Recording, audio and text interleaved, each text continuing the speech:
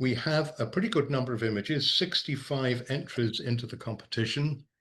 And because there are two categories that allow sequences tonight, we actually have 78 images. So quite a bit to get through.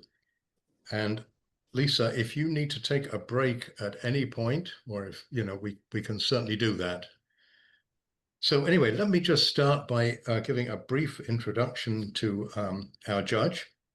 Lisa Rigge has judged for us before, and I know that we all appreciated her thoughtful and helpful critique of our work. I know that I did.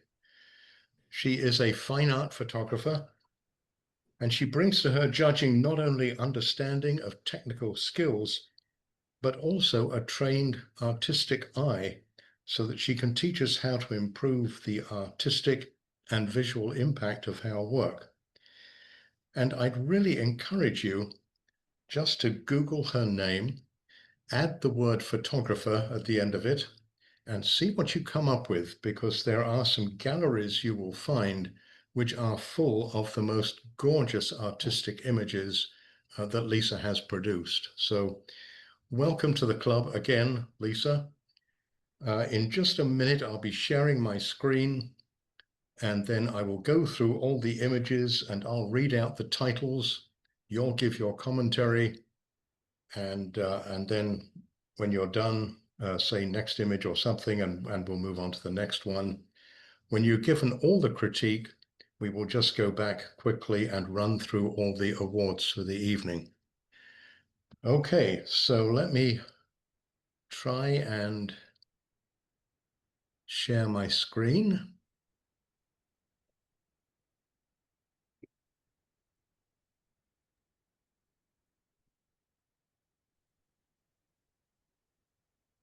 Okay.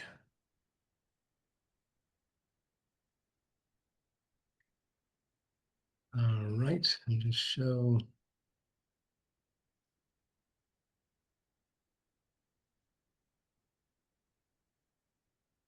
Okay, can you all see a screen that says creative projected images, basic, one image? Looks good, Peter. Go ahead. Yeah. Looks good. Okay. So, And Peter, we had talked about me just briefly reading the yes, category. yes, Should I do that before the image comes up or after? that would be good. Yes, Lisa and I did agree that she would give a little brief introduction to requirements for each of the categories as we got into them, so that everyone is aware of what the N4C requirements are. So we're heading into creative. Do you want to say anything about the category? Yes, one sentence. Yes. Creative photography is producing an image through the use of imaginative skill or originality of thought, including the altering of reality. Okay, so thank you, Lisa. At the basic level, we have one image, and this is it. Kamakan, the treasure troll. Kamakan is a creator. Where humans see trash, she sees potential. Thomas Dambo's folklore-inspired troll sculptures exhibit at Filoli Gardens, June 12th, 2025. And if I need to move quicker, just let me know. But this artist is a creative artist, and I like the woman pose near there adds the tension between the human and the fantastical sculpture. Now, with creative, we've got to think about that from the photographer's point of view. And if you go to the Filoli website, you'll see the first image is of this exact same statue, and there's a little boy in front of it with his arms stretched. And I think that's worth taking a look just to see how you can play with such a beautiful image like this. It's great. It's a great find. And it's first place, as a matter of fact. Okay, shall I move on? Yes, please. Okay, so in the intermediate category, there are 3 images still in creative. And the first one is simple. And this is a really beautiful, simple scene that's very well thought out ahead of time. There's texture in here. There's the horizontal lines of the background, the vertical lines of the plate, and it has such a wonderful, wonderful flow. And I think the photographer really made a good choice to do it in this slightly sepia toned. And the wood and the flowers and the background is just so full of texture. It's wonderful. Next. Pods and shadows. This is a really fun piece of vegetation to play with. They're really hard shells. They're really intriguing. And it's a good job what the photographer did with such what do you call it? A complex subject matter. And I think what really caught his or her eye are all the shadows on the same background. And if you look up at the top, a suggestion I have, and everything I say tonight is only my suggestion, but I think to make the shadows come out a little bit more at the top is maybe just crop off that one stalk that's heading out of the frame at the very top, and that'll bring your eye down. Just a little bit of cropping does a lot to enhance an image and draw the eye to the major theme. And there's a little bit of a distracting thread near the bottom seed pod that you can easily take out. In creative, you can do anything you want with your image. And I would play around with this some more. I think it's a really fun plant and the way that you have it arranged. And I think you could make a little mini series out of this. Okay, next. A sea of lights in the hills of Paso Robles.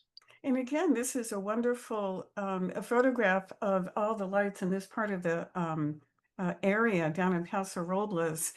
And I think there's a little bit too much sky. If you see, the photograph is cut in half.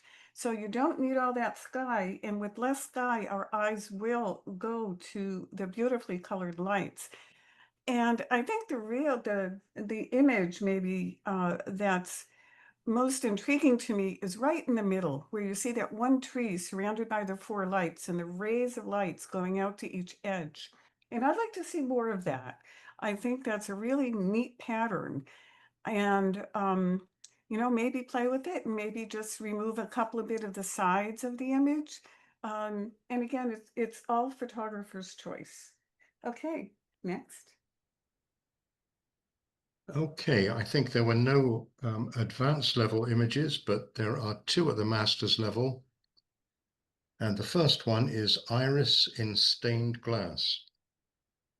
This is a really nice, vibrant image with the dark color against the lighter green color. So it really pops out and we know what we're looking at. And this iris really has that feel of glass with whatever, I think, probably glass filter the photographer used. And all the beautiful color in with the blues is really offset well. And the other thing that works pattern-wise is the pentagonal shapes, the stained glass shapes in the background are larger than the smaller shapes in the iris themselves. And that's a great way to work with pattern. Make some larger, make some smaller. Okay. Next. Flowers in the round. And this is a very unique perspective, a multiple exposure, it looks like. Well, if you are familiar with Freeman Patterson's work, he's a Canadian photographer and wrote the photography book, Joy of Photography. And he would take multiple images with in a film camera with a slide. And that's what this reminds me of. It's such a beautiful feeling to have so many images melded together. And one thing I think might make it a little more stronger is there's one flower in here, kind of, it's right above the bow. It's a little bit white and it has the pointed petals on there. I think if that could come out a little bit more, it would just contrast with the rest of it, that particular shape. And it would give the eye a resting place on that, but absolutely creative. Okay, next. Okay, so that concludes creative. We move on to journalism. And at the basic level, there's one image.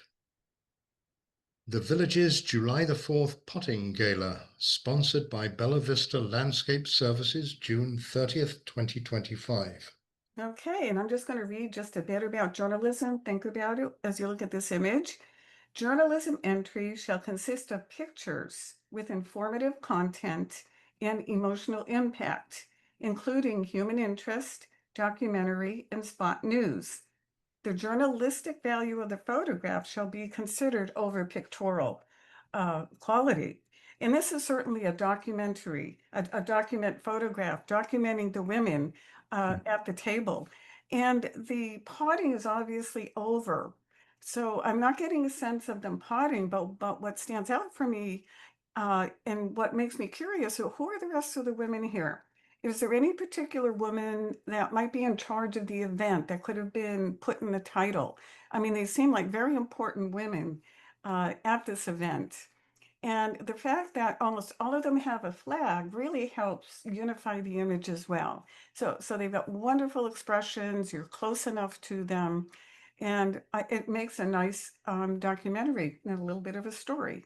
Okay, next. At the intermediate level, two entries here. But the first one, I think, is a series or a sequence of three images called the San Jose No Kings Protest, July 14th, 2025. This is the first image, mass of marchers in the street. And the second image is marcher angry about his family's sacrifices in World War II and the current threat of Nazis here. And the third image is woman's retort to official misogyny. Okay, did you want to go back to the first one or?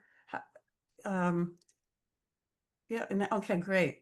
Again, it's a documentary. It's a wonderful sequence of images because it starts out with the overall view, the overall impact, and the number of people that are marching. And a wonderful display of signs and flags and just being right there. So you're putting us in the scene with you. Okay, next. And now we're getting more narrow and really finding out what's the gist of this event. And the signs speak for themselves and the title is very appropriate. Okay. And then finally we get to the individual, one person's issue. So we start with the collective, narrow it down to a smaller group, and then get to the individual. And all of the images journalistically are very well done. Okay, next. Okay, the other entry is tourism declines in Jasper National Park due to the 2024 destructive fire. Extensive damage occurred not only to the forest, but to trails, campgrounds, visitor facilities, etc. And this is a wonderful, I mean, it's a wonderful image of the destruction. It's a very unusual perspective. The photographer's up high looking down, and then the title explains more. And so it's very effective working for what could be a difficult subject matter, burnt out forests. And then he or she expands the story. And I think it's all very appropriate and well done. Okay, next. Okay, at the advanced level, there's just one image, but it's a sequence of three. Stanford versus TSU football game. Number one, Stanford quarterback hands off ball for a running play. Number two, under pressure, the receiver leaps to make a difficult reception. And number three, not everyone attending college football watches the game.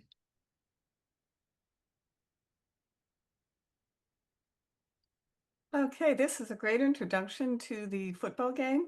And the players are isolated against a plain background, very easy to see. And you can see the look in this man's eyes. It's a great stop action photo. Okay, next. And this one, now there's more activity with an actual, you can see the ball being passed. It's a little difficult to pick out, but the title again helps carry us and move us forward. In journalism, you cannot manipulate the image, you cannot remove anything. So it's unfortunate that the umpire or whoever's in back is a little bit obscured. It makes it a little difficult. It's distracting. That's the word I'm looking for. But if you follow the hand up, it's a great image with the hand in that gesture. We see the ball. And I think that's the real important thing. And then you have the story of the other photographers doing their thing, doing what you're doing, photographing. Okay, next. And this one, for me, it didn't quite fit the sequence because the two prior images were of the football players. But I think this is a really incredible standalone image. In that, number one, nobody's looking at a cell phone. And they're all looking at each other, or you see two people here and two people there interacting. There's three couples there where the people are actually looking each other in the eyes. And how often do we see that today, especially at a football game? And no one's drinking a beer. So what's going on here? I think this is a terrific standalone image. Doesn't quite fit with the sequence, but to put it at the end like you chose to do was the best place for it. Okay, next. Okay, we move on to masters. There are 6 entries here. And the first one, electric assist bicycles with their 20 to 30 mile range enable senior citizens to exercise and enjoy areas they would have hiked to in their younger days. California coast, north of Santa Cruz, June 2025. This is a really good subject to document. In this particular image, though, the people are physically separated from the bicycles, and so thus and they're further away and they're smaller. So they have less importance as I read this photograph. The foreground bikes do, but the people are distant. And I'm wondering if what I think would make a stronger image would because of the title, what was to have them near the bikes or on the bikes or riding the bike. The perspective the photographer took is good, bringing in these foreground bikes, but just keep in mind that you want your subject in the story to be prominent so that we don't have to like go searching to find the story. Okay, next. Artist is inspired by the ever-changing Pacific Ocean, painting its beauty and unspoken emotions to share with the world. And this one, I'm used to seeing photographs or taking them where I get close to these artists when I run into them. And I get so close, I don't see the painting. So what's strong here in this image, we see both the artist and the whole painting. And I think that's a wonderful way of seeing what she's doing and getting the complete image and the complete picture. It's a harsh time of day. Look at the harsh shadows, but we can't do anything about that. And I think where you stood and what you took was well done. And again, the story, I think your title captures it beautifully.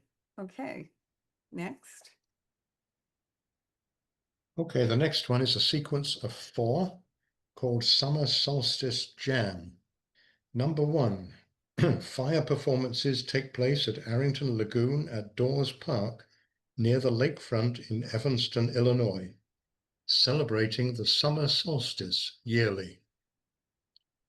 Number 2, this year's festival occurred on June 20. Here's a dancer twirling flaming objects. Number 3, a juggler throws flaming batons, demonstrating his skill. And number 4, performers thrilled the crowd by ingesting a flammable liquid, then spraying it out of their mouths and igniting it creating human blowtorches.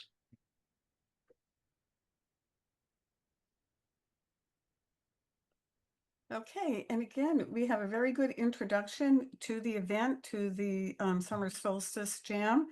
And the ending photograph, as you'll see, bookends it. So really wonderful way to bookend the story.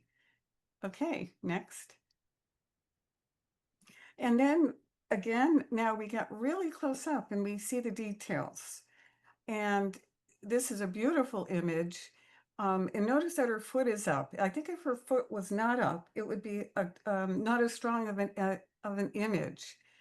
And there's enough light on her. We can see all of her tattoos and a bit of her face lit up, and just a color tonality that goes through the whole image, and that nice fire light orangey glow. It makes it really special. Okay, next. And again, another event, another person doing something else. So we're getting a good perspective of the range of people and what their, I suppose you'd say, expertise is. Okay, next. And again, the bookend, coming back and really ending with a flare, literally, and beautiful time capturing of that flame.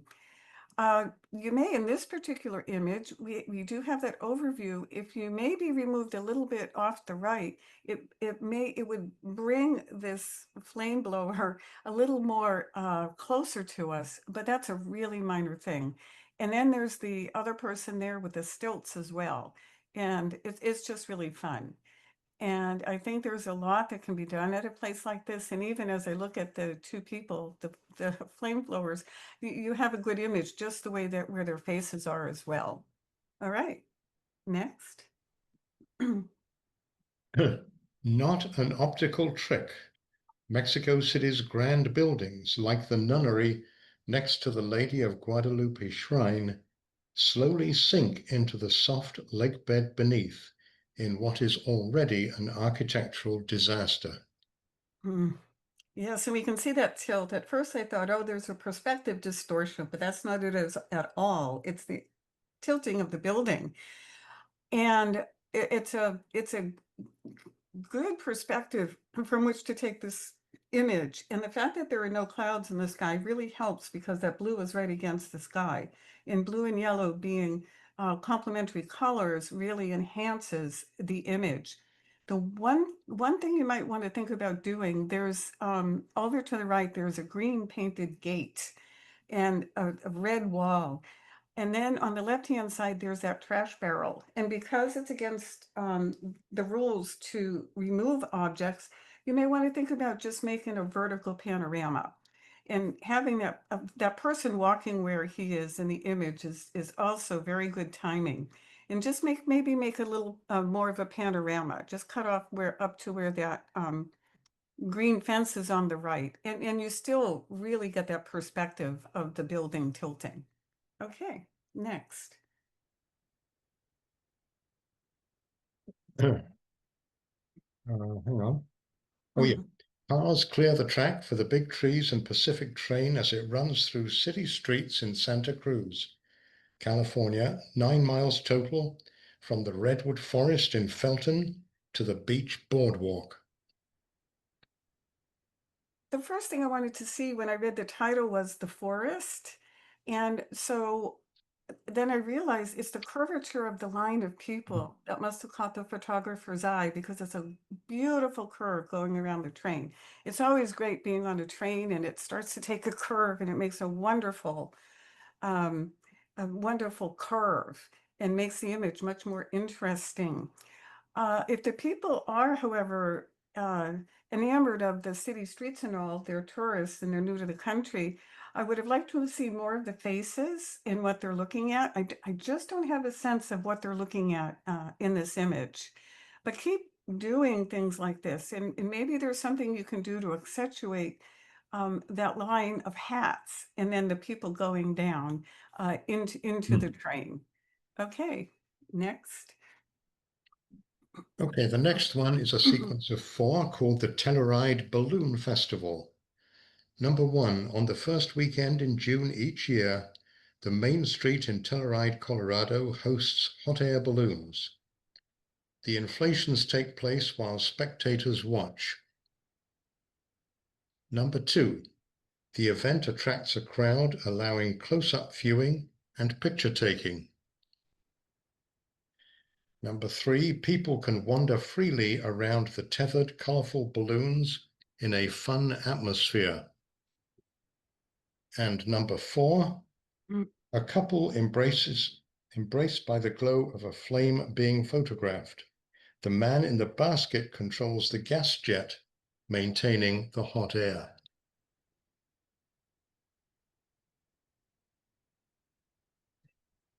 Okay, thank you. One thing that pops out to me right away is the difference in the lighting. This looks pretty later in the day than the other images, but I'll get back to that a little later. And this perspective of the balloon is absolutely incredible. You can see the flame and all the colors and all the people around. And a question that came up to me as the titles were being read is this about the people watching the balloons or about the balloons itself? And the thought that came to mind for me is, what if we titled it according to the balloon's perspective? And what I mean by that is, I think to me, the balloon is the important part of this.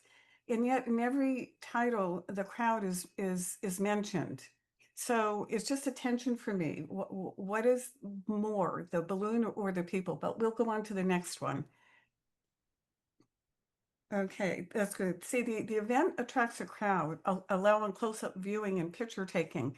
But I don't see a lot. Well, I see the little boy, but he's so small and he's dwarfed by the balloon. And for me, it's the balloon that's very, very captivating. In here, the sky is darker. It's more morning. I'm assuming it's morning lighting. And the light in the balloon against the internal light against the sky it's just a beautiful image and great to capture it that way. Okay, the next one. And again, when I read people can wander freely, then my mind comes off the balloon and I start looking at the people, and it's a great picture of the people surrounding the balloon. And it looks like the balloon will be lifted up by the people, or the balloon's ready to take off. And but prospectively, technically, it's a beautiful, beautiful image with that balloon almost in the center and getting the overview um, of the event. Okay. And then this one, it's interesting because the lighting seems like we're back to early morning again. So I think when there's a sequence in any category, try to have the lighting similar, go throughout. It'll unify it more. And this is just a lovely image with the couple hugging right there and the people doing whatever they're doing in the balloon. You could probably cropping is okay in journalism, crop off that little cell phone in the left-hand corner. And then I think what's really nice about this, really the people really speak about themselves, the images. I don't think you need to talk about the crowd in the image so much because it comes through really, really well with the way you included them in all these photographs. Okay. Next, yeah. Okay, so that finishes journalism. We'll move on to nature.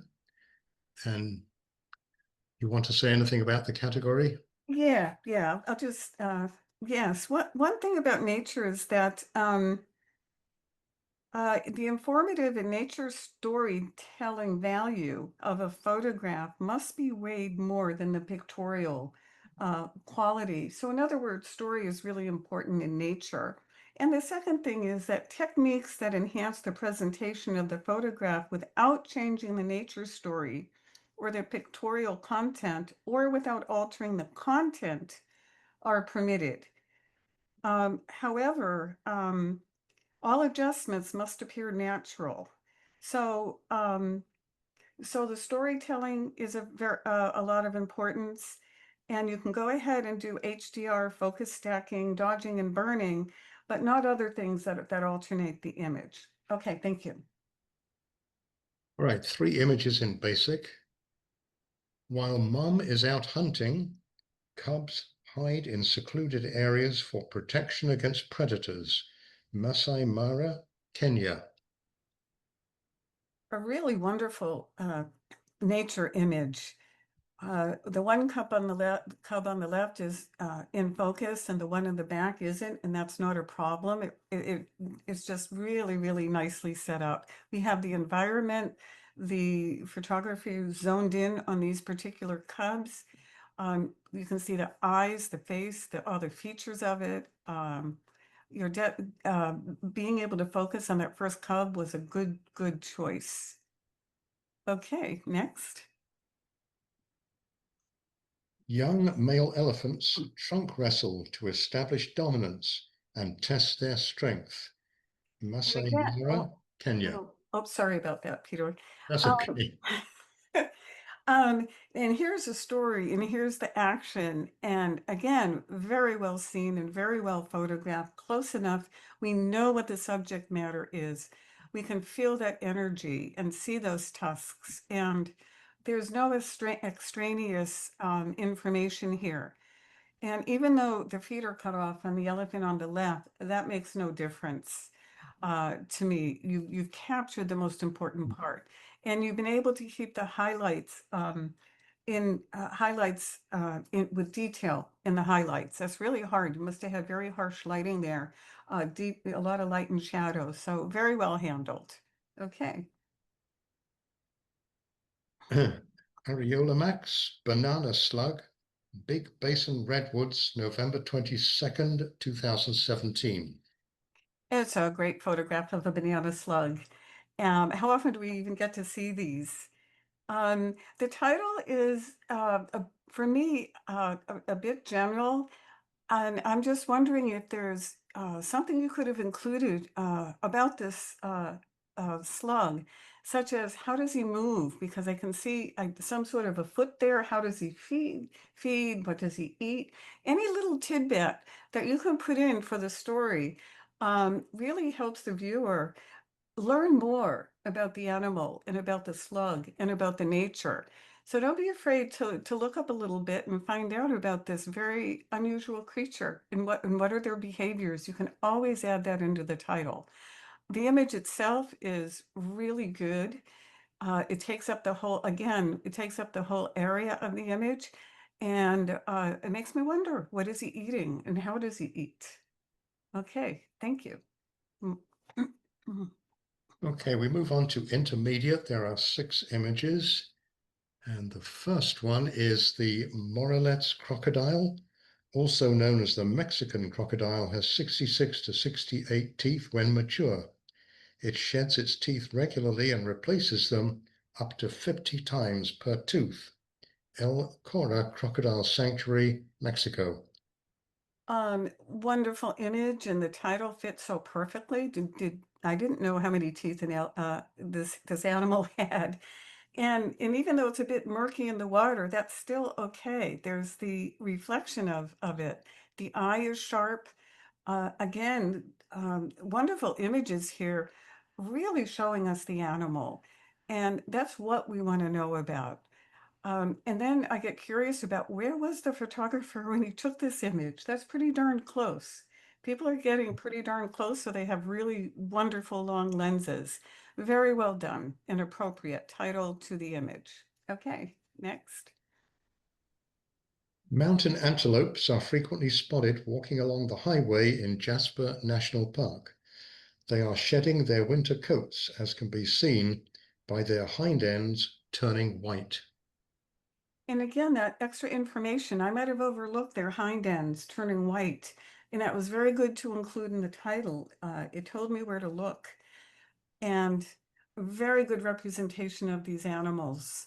They travel in groups. This is their shedding period, and getting 3 is also good. As you all know, that having an odd number compositionally is better than an even number, but again, those rules are meant to be broken. For me, it's unfortunate that the little guy is cut off on the left-hand side. but it was a good choice to photograph when you did, or we would have lost the nose on the one on the right. And It's off there. pardon me?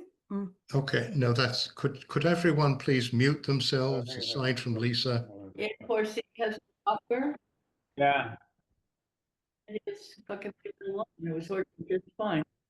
Could you please mute yourselves aside from Lisa? Sorry, Lisa, carry on. Oh, that's okay. That's okay. And no, it wouldn't have worked well as it does if you just decided to keep the one larger animal in the image. You did well to include them all and a bit of the environment in the background and the water. Okay, next. Brewerfoss's bright blue color comes from the Langjakow Glacier meltwater flowing through the Brewer and Hivita rivers in Iceland. And a beautiful image. I mean, it's also pictorial as well as nature. And to include the other rivers, I think is very important to make this specifically a nature image. And just beautifully photographed, very well. The depth of field, the time of day, the clouds, everything is working for the photographer here. Okay, kudos. All right, next. Monarch exploring a golden dewdrop, Iceland. a primary source of nectar for butterflies. And a wonderful close-up of the butterfly, just beautifully photographed. And the flowers were manipulated. I don't think those are true flowers. So just be aware about with nature. Peter, This would have been wonderful for creative or even pictorial, but for nature it doesn't quite fit. Okay. Next. And the next one, autumn at its best. Okay. This too looks a little manipulated to me down at the bottom. It doesn't look like natural vegetation. And it's really, I think, oversaturated. It's a wonderful tree, and I can see why the photographer was attracted to those incredibly beautiful red leaves of that. And so, yeah, sorry, I'm losing my thought a little bit. And so don't feel like you have to saturate on nature. It's better that you don't, but for pictorial creative, it's just fine. And I find that tree with the liking a little distracted on the left. I think it's that straight line of the tree coming down that kind of doesn't meld in with the rest of the image. But if you still have that image, play with it a little bit or bring it back to its natural state a little more. And I think you'll have a really good image. Okay, next. A friendly dragonfly at Darwin Falls, Death Valley National Park. And another beautifully photographed dragonfly animal taking up a lot of the space, and we see the environment it's in. Beautiful focus, good tonalities. The one thing would be what kind of dragonfly? Is there something more you can tell us about the dragonfly, or look up if you could, or had a way to find out what species it is? The lacy wings just really came out very, very nice. All right, next. Okay, we're moving on to the advanced category. Before we start any of those, could I ask once again that you all check that you are muted, because there are noises coming in that are interrupting the judge as she's speaking. So please check your mute button. Thank you. Peter, that was Gordon, and he's dropped off of the call. Okay, thank you. All right. So, Glacier Lagoon, Iceland. The lagoon is filled with icebergs that break off from the, I can't really get the name, Breidamachujol Glacier. These icebergs slowly drift to the Atlantic Ocean. Okay, the panoramic style works very nicely with this, and the lighting is working very well as well. And one can travel pretty fast past these icebergs without capturing them. So you were in the right place at the right time. And there's a lot of gradation in the ice that you captured really well with the exposure you had. Uh, if we had time to really look at this, we'd probably see about 10 different shades of blue. So beautifully done and captured. Okay, next. Bald eagle, scientific name, with small fish. And again, thank you for including the small fish because it's really hard to see that he's there. And yep, there it is. And a wonderful capture of the bald eagle and doing his thing very well. Use of depth of field. If you see the head is completely unfocused, but the edge of the wings start falling off in focus, and it gives it a sense of flight and motion. Well photographed. Thank you. Next one. Point Lobos, morning sunlight, pelicans at rest. I'd like to know what type of pelicans these are because you've really captured the three of them on that rock really well. And the fact that they blend in so well with the environment, I'm pretty sure they're brown pelicans and they would have a scientific name. Um, so again, try to add a little bit of the nature information, a little bit more about the species or a little bit about what they're doing. So do you think as you watch them and look at their behavior, they look like they're pruning themselves or grooming themselves? That would add to the story.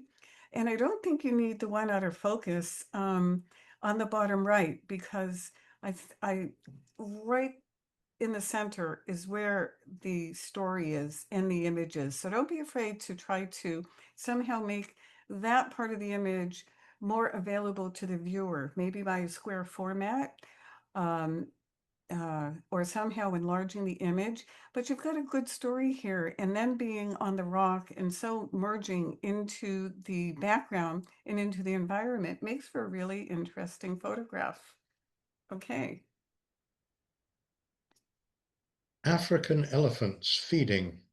They are the largest land animal. They spend up to 16 hours a day feeding and consume 330 to 600 pounds daily. Their diet consists of grasses, bark, roots. Tanzania, Africa. And just a spectacular image in terms of uh, just being there and being at that perspective and getting, again, in a position where hopefully you weren't harmed by these elephants, but getting low and shooting with a bit of a wide angle and getting all 5 animals in there. Beautifully captured. The image portrays the strength of the elephants. There's the variety of elephants. There's the male and the young one and the females, the family of them, and everything's in focus. It just tells a most wonderful, wonderful story from a very unique and possibly dangerous perspective. Well captured and well presented.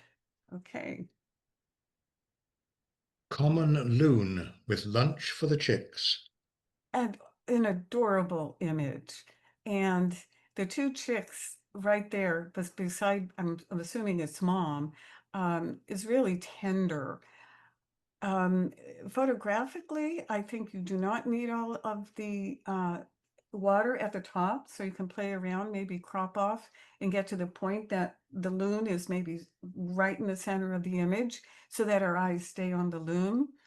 And if there's a way that you could tell us what the fish is, I don't know. I know I couldn't, but it would be nice to have a little bit of information, uh, maybe about what they eat or how often she has to feed them. But it's quite a lovely image, well captured. Okay. Snow geese, Latin name, just after taking flight at sunrise along the flyway over the Salton Sea, California. Yeah, these are really majestic moments to hear these geese rise and honk and fly out into the sunrise or sunset. And what really works here is the amount of the snow geese that you captured in this frame. And then there's the one right up in the middle, top of the image that just gives more interest. Uh, to the image, in my opinion. The one thing about the image, though, you can't quite see what a snow geese looks like. And maybe if you told us they're actually white, that may add more intrigue to the image, because a lot of people look at these birds and say, what kind of birds are they? But you did title them in your title, which is really important. But very, very good capture of them, beautiful lighting, and a really nice sense of focusing on all of these birds. Okay. Two hippos fighting for territory in South Africa. Talk about getting that moment. I can just feel them and feel the hurt that they're giving to each other. To have the mouths wide open like that, it's just tremendous. The image itself looks a little bit out of focus, or maybe that it was really enlarged and lost its sharpness. But other than that, it's a really wonderful photograph of these animals fighting. Okay, next. Okay, and onto the master's level, there are 5 images. And the first one, Northern Harriers, Latin name, have a necklace of stiff feathers forming a facial disc that directs sound to the harrier's ears to pinpoint prey.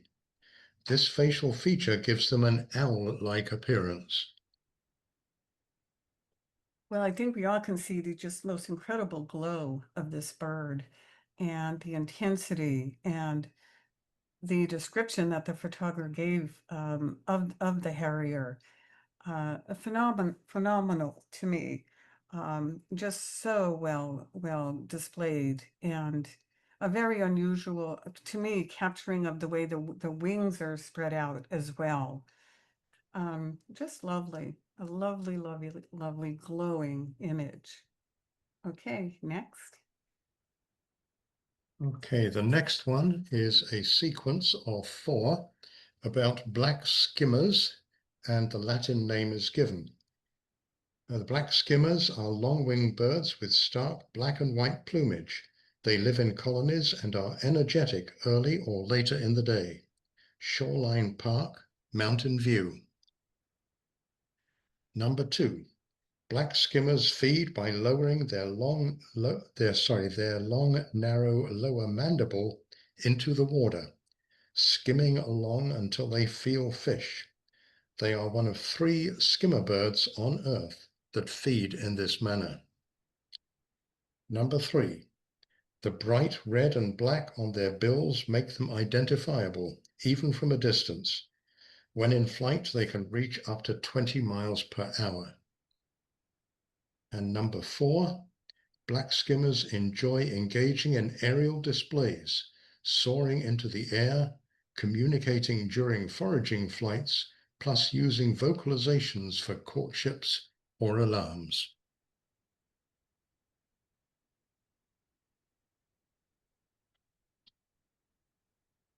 And the photographer certainly, I think, spent a lot of time putting this together and showing us this most incredible story of the skimmers, and starting out again with more than one, with the 3 of them, and giving us the overview, with the birds being completely in focus against the unfocused background, so they really stand out to us. And it talks about the black and white plumage, and there it is. Okay. And then we go on to the next one about how they feed, and the photographer takes us directly into probably the most important thing an animal can do is to feed itself, and how do they survive, and what do they do, and to capture the one beak in the water like that, and along with the other one in the image, is just very, very well planned, and a very good choice for this sequence. Okay, next. And then we get into the details of the bird, about the black and red on their bills, and then how fast they can fly. So the photographer in each of these images is giving us more and more and new information. And then finally, the next one, we have a whole different view of them up in the sky. So we've seen them in the water, and now we see them up in the sky, and photographing them, showing us how they call to each other and how they communicate. A really wonderfully put together sequence. Okay. Okay, wild African lioness moving her recent zebra kill to a safe eating place. Serengeti National Park, Tanzania. This certainly is a nature one, and oh, I just felt so sad for that zebra. I'm not, but that's life, and that's what happens, and that's what the lioness is doing, and she needs to eat, and nature has its way. And in a sense, I'm kind of glad that the zebra is somewhat hidden, because that's exactly what the lioness is going to do, is going to hide that prey. And it looks like too that intrigued me was the tail. Oh, I see, the tail is swinging around towards us. And to capture her, it looks like she just stopped for you so you could take that picture, because I have no sense of movement. But yeah, uh, quite an effective a photograph, pretty basic nature. And I mean that in the sense, in terms of survival. Well done. Okay. Leopards are a solitary cat and the smallest of the large cat family. Have great physique and climb trees, which they most of the times inhabit. Serengeti National Park, Tanzania. A wonderful image. Um, it looks like what a cat would do. Love the paw coming to you, and the whole shape. Everything is working perfectly for you, with the L of the tree and the animal just fitting right into it. And again, what's really effective in these images is the animals in focus, the background is blurred, and that's a great way to isolate your images. And he or she has its eyes open, and almost like it's looking directly into your lens. Everything in focus that needs to be. We see the whole animal. And again, another very effective nature photograph. Okay. There are about 6,000 species of flower flies, also known as hoverflies, that mimic bees and wasps, but are harmless pollinators as they dart amongst blooms, harvesting pollen and nectar. And again, the most important part of the image is the bee, and the bee is almost completely in focus. You can see the legs, the eye, a little bit of the back wing is out of focus, but the photographer captured it extremely well. And I'm assuming that those are some of the blooms that it would feed on. And if you could have maybe made them, caught them a little less blurry, so that we could see a little bit more about what they're about. I'm not sure the image was manipulated, um, uh, because the bee's so much in focus. So I'm assuming that those plants are far enough away to be really blurred out with the long lens. But a very intriguing animal, and a very simple, effective photograph. Okay. Okay, that brings us actually to the last category, which is pictorial. Two questions, Lisa. Do you want to take a break at all? Yeah, if I could get up and just stretch for a minute, Okay, can we do a minute break or 2 so minutes? why don't we take a couple minutes break Okay. and stretch our legs? Okay. Okay, thank you.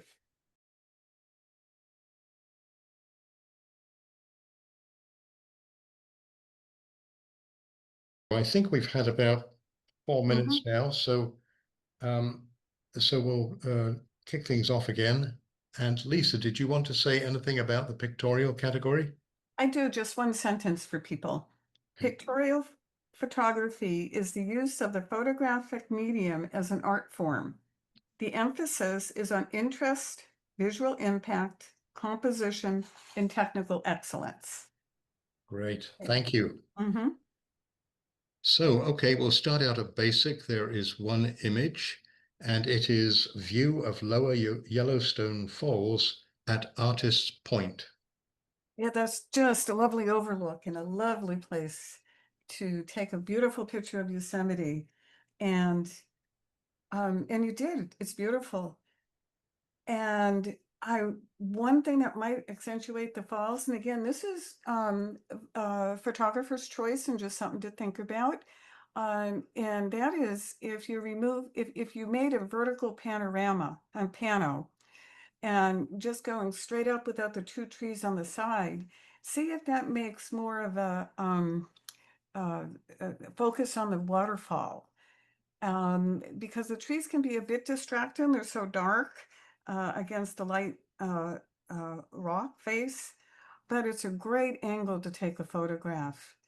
And you held the highlights really well. And in the tree on the left, though, the shadows tend to just merge with no detail. So you might not even need that tree on the left. Okay, thank you. Intermediate, there are 10 images, and the first one is Tuscany Tree at Dusk. It's a wonderful, wonderful composition with that lone tree up at the top. And it's too bad that the sun has been clouded over because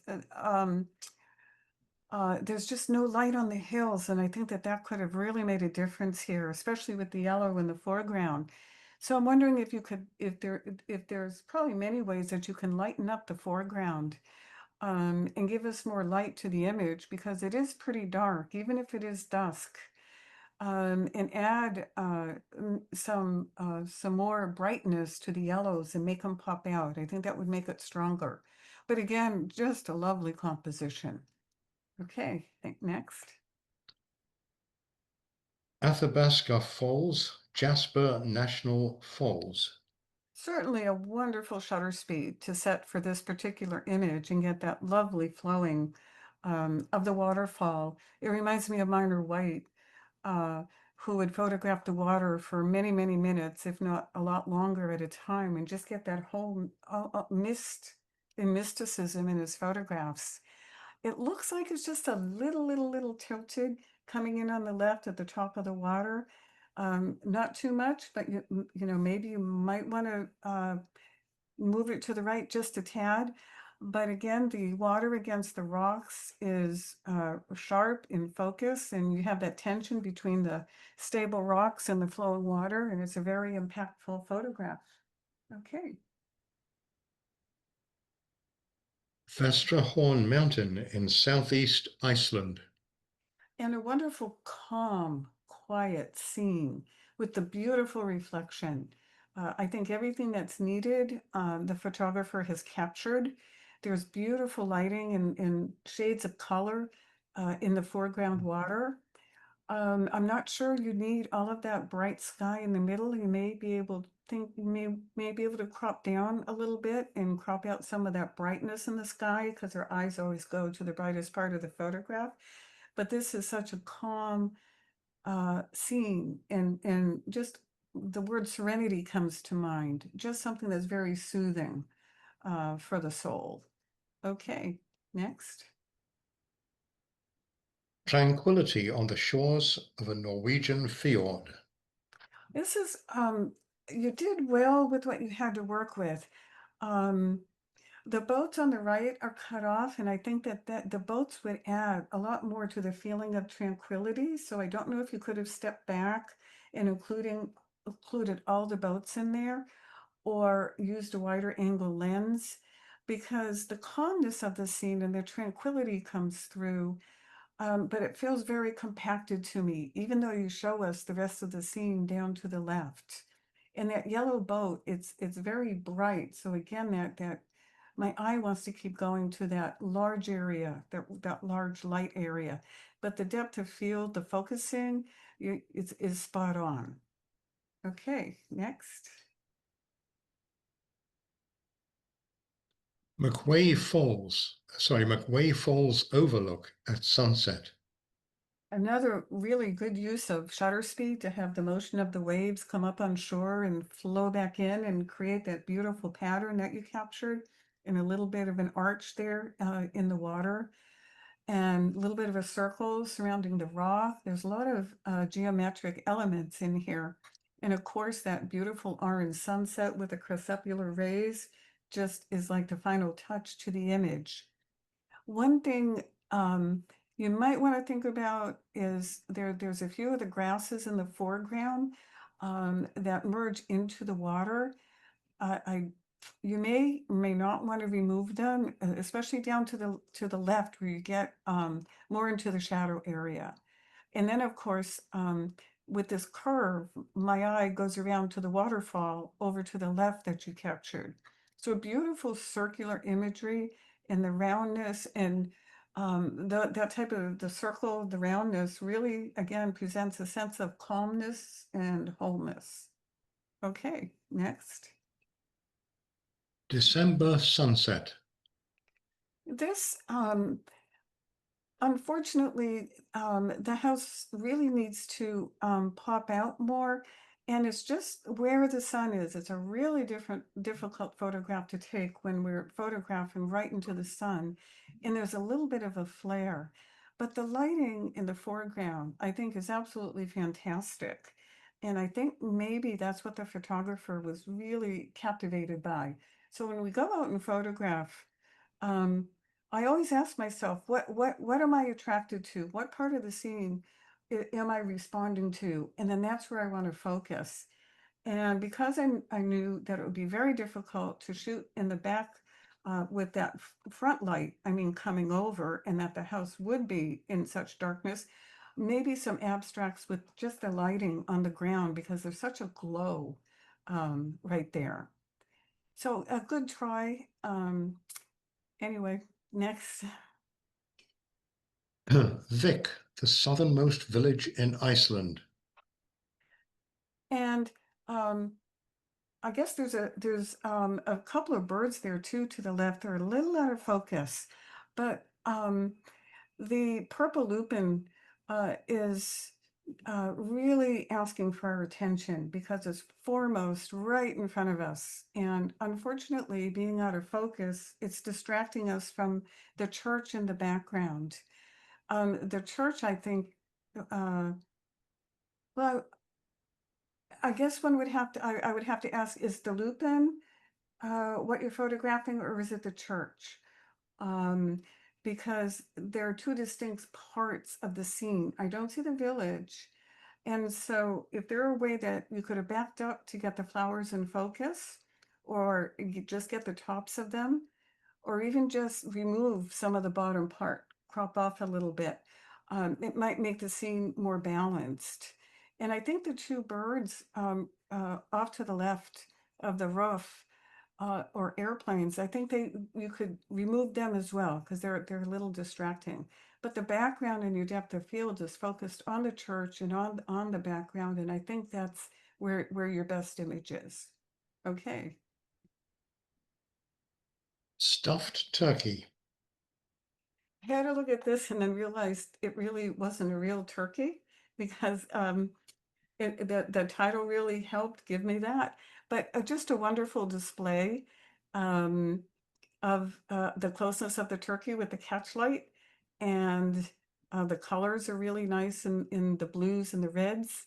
There is a little bit of a post coming out of his head that can be removed, and maybe a little darkening over to the tail feathers, but a really fun image. I mean, look at the glow you have in the very front down to the bottom right. Wonderful glow with the carving. And so if it were darker on the left-hand side in the back, you'd still get that same lovely luminosity of light. Okay, next. Wild sweet peas. And these are difficult to photograph. The sweet peas or any flower that's so complex is difficult because you have the three-dimensional, and one wants to get up close, and the closer you get, the more out of focus it goes. But the tops of the top flowers are really beautifully set together, and the purples or magentas and greens are opposite complementary colors, so they pop each other out. There's a beautiful richness. At the bottom, in the bottom flowers with that beautiful magenta. And then one thing you might want to play with if you could is maybe change the color of the background a little bit. I think it might pop out the sweet peas more. maybe even pink, pick a lighter shade of the pink. But I'm just finding that bright background a bit too distracting. But a lovely, lovely attempt to get these guys in focus. Okay. Cormorant perched above a lagoon. This is quite an intriguing photograph. As the longer you look at it, the more things you see. And the reflections are absolutely phenomenal in here with the bird on the branch and and then the reflection in the water and the reflection of the branch on the right hand side. And the contrast I find is very effective with the dark leaves on the left hand side and the real brightness of the water and the vegetation. That does to me look like it's been selectively manipulated in a good way. One thing that you might want to think about is a little bit of cropping, I call it, on the left and right side. There's some orange leaves off to the left bottom. And then where that branch is on the right, maybe crop in right to where the branch begins. And the top, there's a little bit of some out of focus leaves. But it's a very creative photograph. It's very restful and it's very intriguing. Okay, next. Okay, at the advanced level, pictorial, 9 images. The first one, Shastina, a satellite cone of Mount Shasta, appearing above the clouds. And a wonderful capturing of the clouds and the mountain. And the clouds are captivating. The more one looks at them, the more again the values of blue start to appear. Now, the bottom, I'm not sure what went on there, but there was a lot of cyan down there in the trees right in the middle. It looks somewhat unnatural to me, so you may not want those trees in there or lessen or even crop them out some more. I think you probably wanted a base there.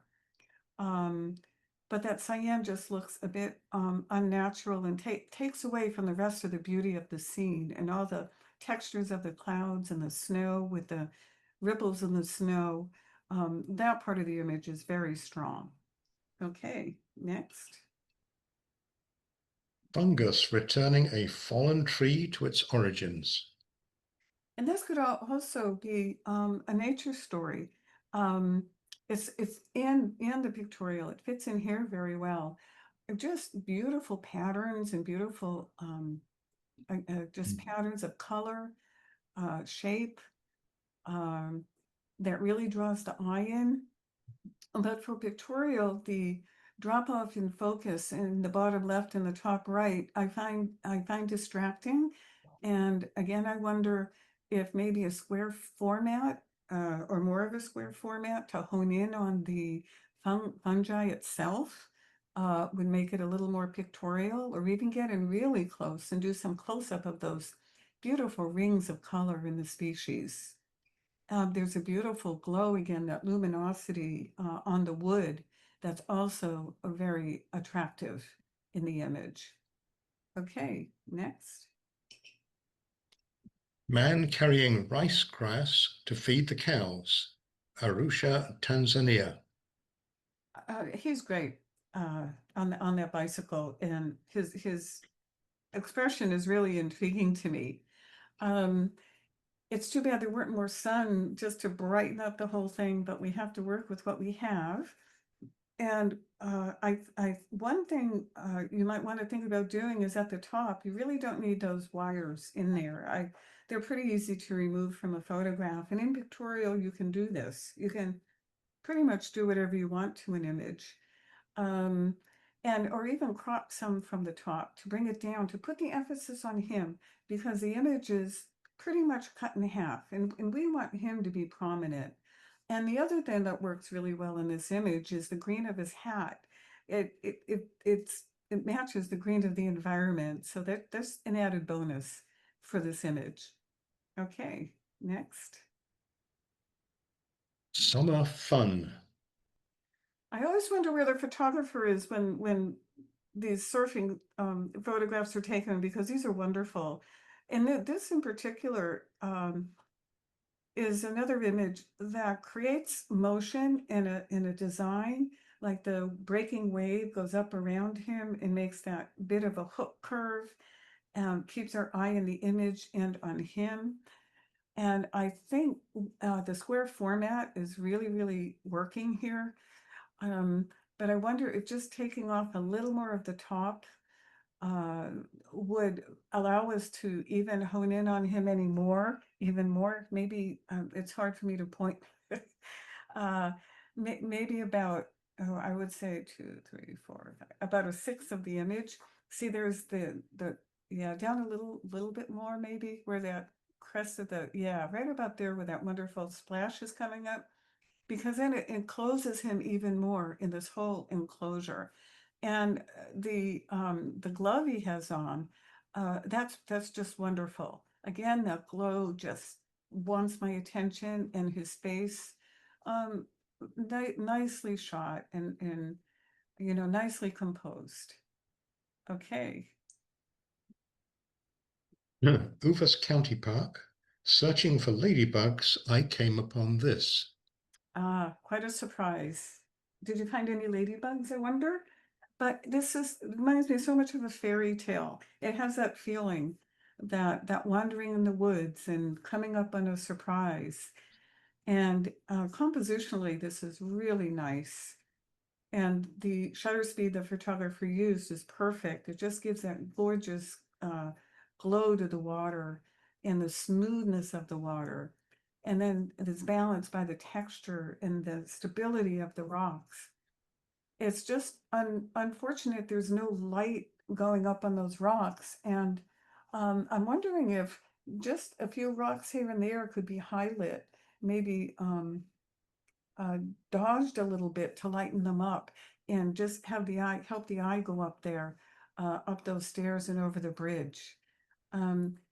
The depth of field, I mean, is tack sharp from the bottom, right at the bottom right rock, all the way up to the top trees. And so time was spent on this image to get it right into the right type of format and position of the rocks. Beautiful. Okay, next. Fly Me to the Moon. Composite of newly fledged bald eaglet flying across the nearly full moon. And this is just incredible. Um, just a beautiful series of this bird flying. There's space between each and every one of them. National Geographic photographers will tell you it's really hard to do, but to keep space between all the birds is really good. And even though it's the same bird, the photographer chose a lot of different positions of the wings and a little bit of a diagonal. Whether or not the moon needs to be a little more in focus, I don't know. Being a little blurred like that is just fine. The one thing in this image that I see is it looks a little greenish tinge in some of the animals, and some in the eaglet. And I'm wondering if little color correction and maybe a little more contrast would really pop them out for you. Very creative, very well thought out, and well presented in this panorama. Okay. Power of Nature. And again, just a most wonderful feeling, awe photograph in the awe of nature. And the photographer again took time to decide how to crop it and how best to present it, and was there at the right time of day, has the range of light from those dark lava rocks in the foreground all the way to the beautiful sky, and the water again flowing at a perfect shutter speed and the light reflecting off the ceiling. Just a most wonderful, peaceful, pictorial photograph. Really exquisite. Okay. The flower bikes found by the canals in Amsterdam, first begun by Warren Gregory. He decorated a bike for his wife to help her locate it due to memory issues. People take photos for social media. Yeah, what a story. It's almost like it's a journal or travel image with the story behind it. But what really works here is the bicycle itself being pink and the love right in front of it. I can't read the other word, but that just that love um and sometimes you almost want the viewer to put their own imagination to what this might be. And we don't need to explain the story. I think sometimes as photographers we present the story and give the viewers something to think about and something to be curious about, so they start asking questions and kind of let their imagination roam. Um, that's why I think with such a title, it's almost more travel. But well seen that the photographer saw this and was curious, obviously, about the story and found out about it and photographed it. And the bike against the clouds up there gives it an almost surreal type of feeling on top of it all, because in a way, it is quite a surreal bicycle. Okay, next. Icelandic horse. And again, another one of those beautiful uh, perspectives and perspective where the photographer shot up into the horse's face and with those flowers, the lupin against the orange of the mane is just a beautiful, beautiful contrast. Everything is sharp from the lupin down in the corner right all the way up to the hill in the background. And just beautiful, beautiful color. And beautiful lighting around the left. The photographer really knows how to handle light. The one thing I was curious about is on the nostril to the right, I can see the black nostril on the left side, but I can't see the right one. And so I'm not quite sure where where that nostril is. And I don't know why I suppose that came up for me because that green grass or the leaves of the lupin is right up against the nose. And I would have liked to have seen the eye. It would have given me more of uh, more information about exactly which way, where his eye is and what he's looking at or eating in a way. But again, such a wonderful lighting and depth of field and story and just generates a lot of emotion. Okay, next. Okay, pictorial at the master's level, 8 images. And the first one is to celebrate 4th of July. A patriotic red jungle fowl in Kauai shows his magnificent version of our flag, Old Glory. Oh, that's terrific to make that connection between the bird and our flag. That's wonderful. And just again, the glow of the bird and the feathers and everything in focus and the background blur just enough. Um, it's too bad that we couldn't see more of the bird, the bottom of the bird. Um, I think for pictorial, it would be fun to see the whole bird in there. And maybe a little less of the top of the wall, just to crop out a little bit more so that our focus is on him.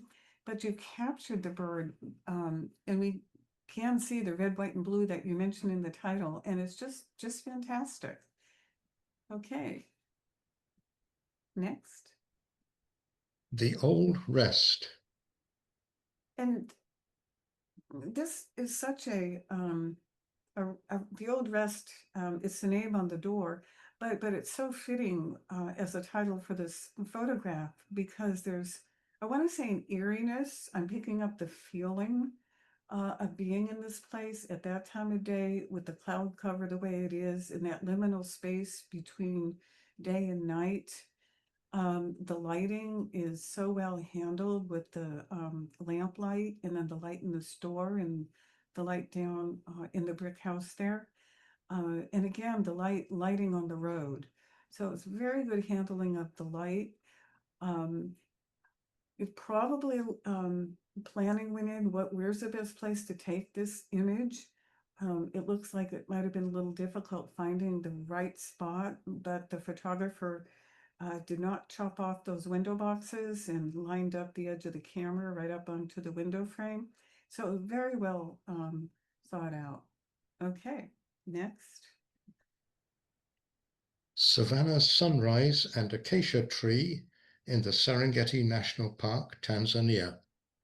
And again, another really beautiful photograph for the sunrise. And with the warmer colors, we want to gaze at it more. We want, we get, I think our attention doesn't leave quickly when there are the bright reds and greens, and we want to stay with the image. And again, another beautiful capturing of the light on the grasses. The one thing I wonder, and again, it's photographer's choice, is if you need all that sky at the top, it's a beautiful, beautiful color.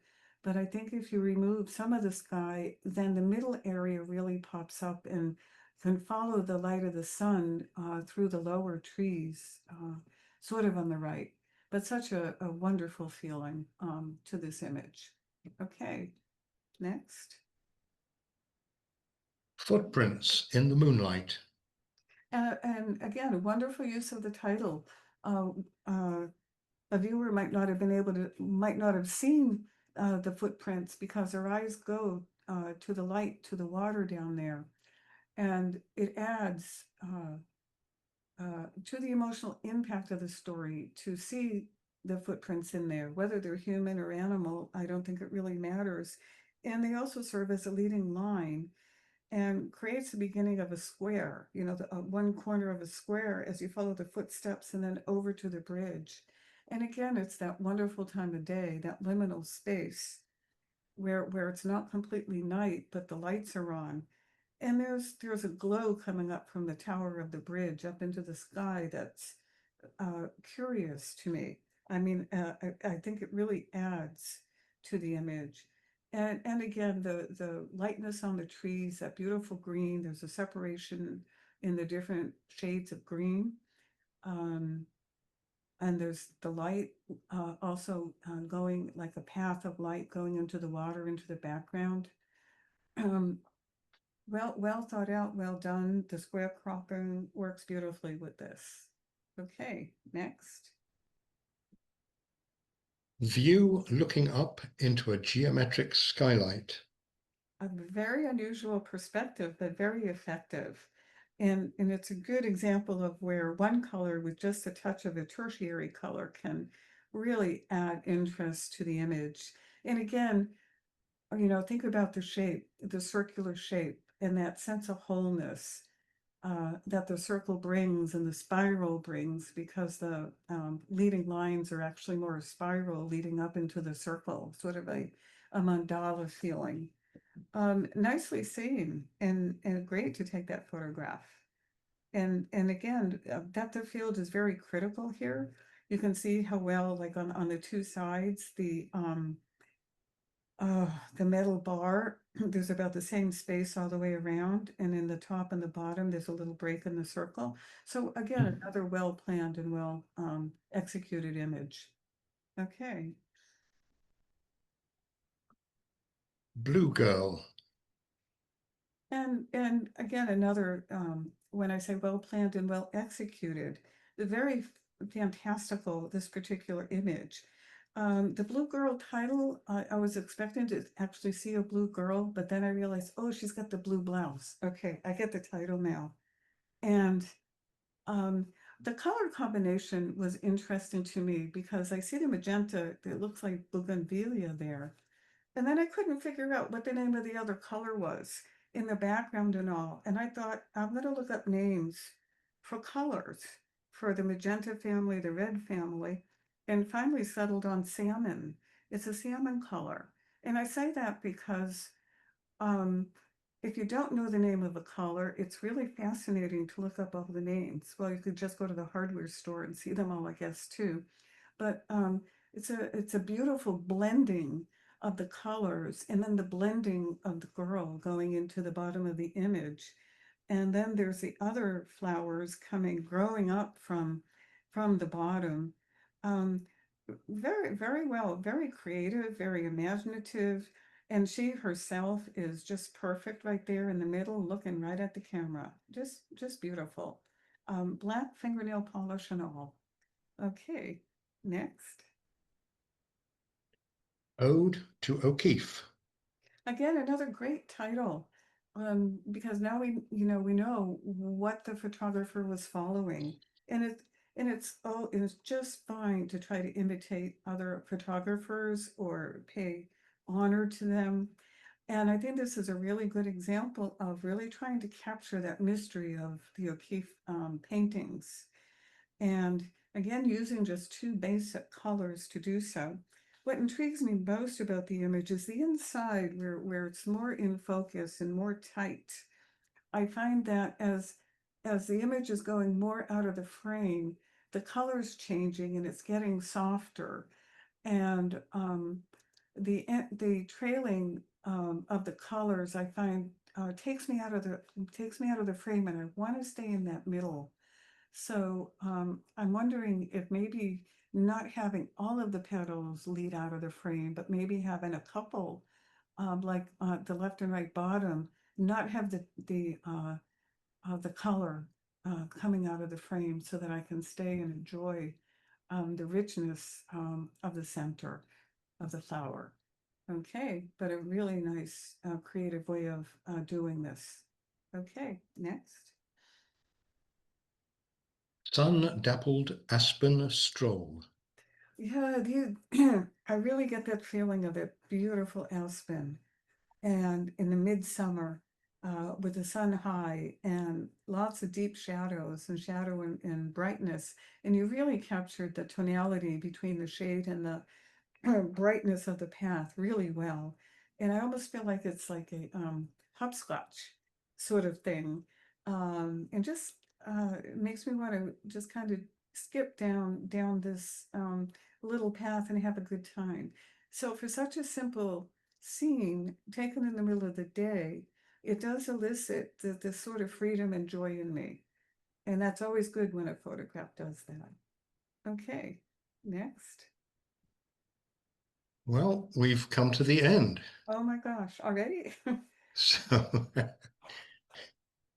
okay, so in just a minute, I will do the slideshow of the winning images, but I do just want to take a second, Lisa, to thank you. I mean, your comments are just so helpful. And I think we really enjoyed hearing the comments about the categories at the beginning, because I think we could all do with reminding of some of those things from time to time. But your comments were just so, not so much critical, but more helpful to the author and the maker of the image, and so much encouragement to all of us, to try different things and perhaps do things a little bit better. So thank you again. That was really, really helpful for us all. Well, thank you for having me. Okay, so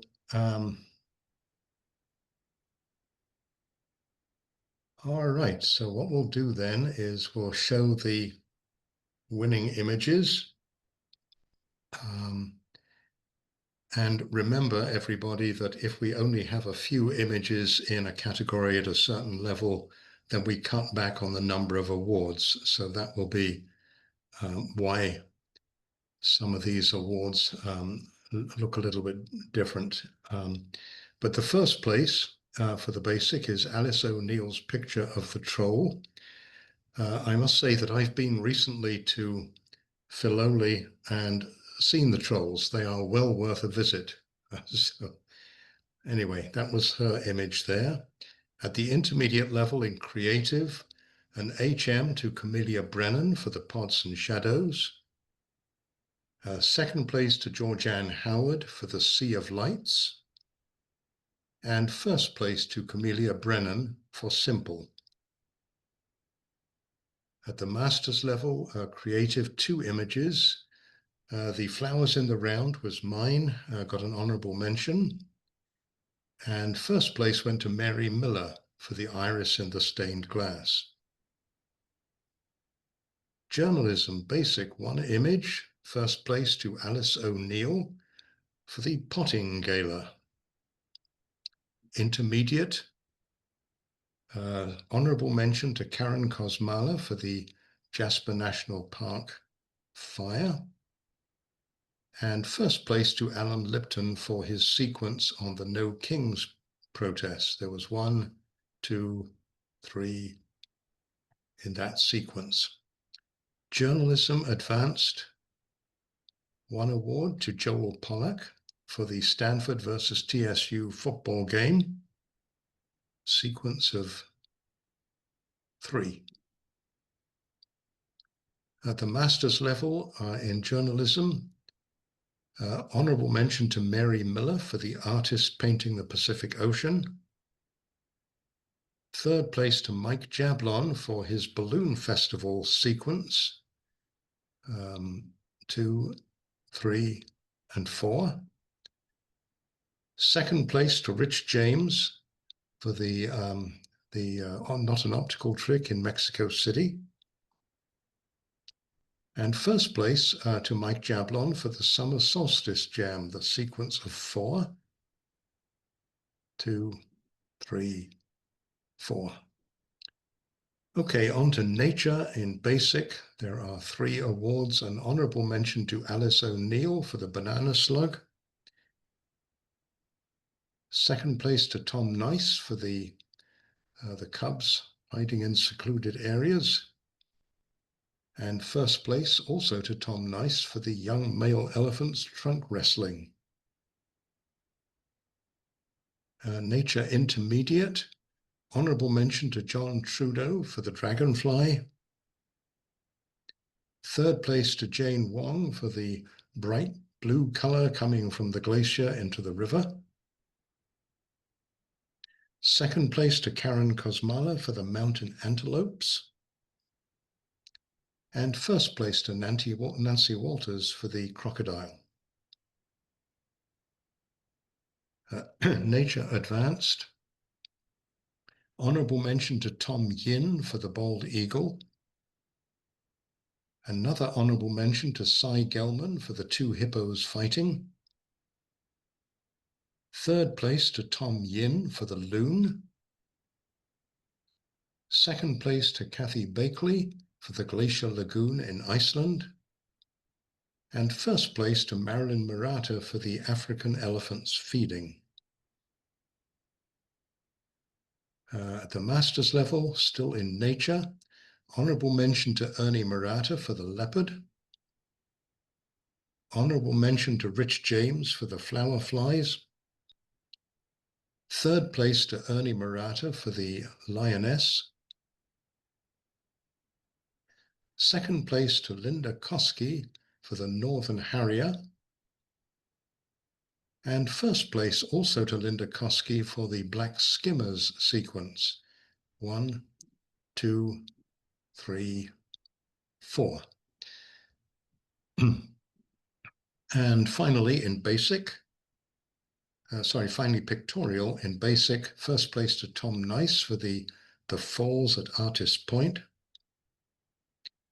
Intermediate, we have an HM to Linda McKinney for stuffed turkey. Another HM to Linda McKinney for the wild sweet peas. 3rd place to Alan Lipton for the cormorant. 2nd place to Karen Kosmala for the Athabasca Falls. And 1st place to Bob Flesher for the McWay Falls Overlook. Pictorial advanced. HM to Tom Yin for the composite of the eaglet. Another HM to Marilyn Murata for the flower bikes. 3rd place to Fred Burke for the Icelandic horse. 2nd place to Kathy Bakley for summer fun. And 1st place also to Kathy Bakley for the power of nature. Pictorial Masters. HM to Ernie Murata for the Savannah Sunrise. HM to Jim Koski for looking up the skylight. 3rd place, that was my image of the blue girl. 2nd place, that was my image of the old rest. and first place to Mary Miller for Footprints in the Moonlight. So we just have one left, and the multi-competition award, the best image of the evening. And after a suitable drum roll, it's Marilyn Murata's picture is best in show, The African Elephants Feeding.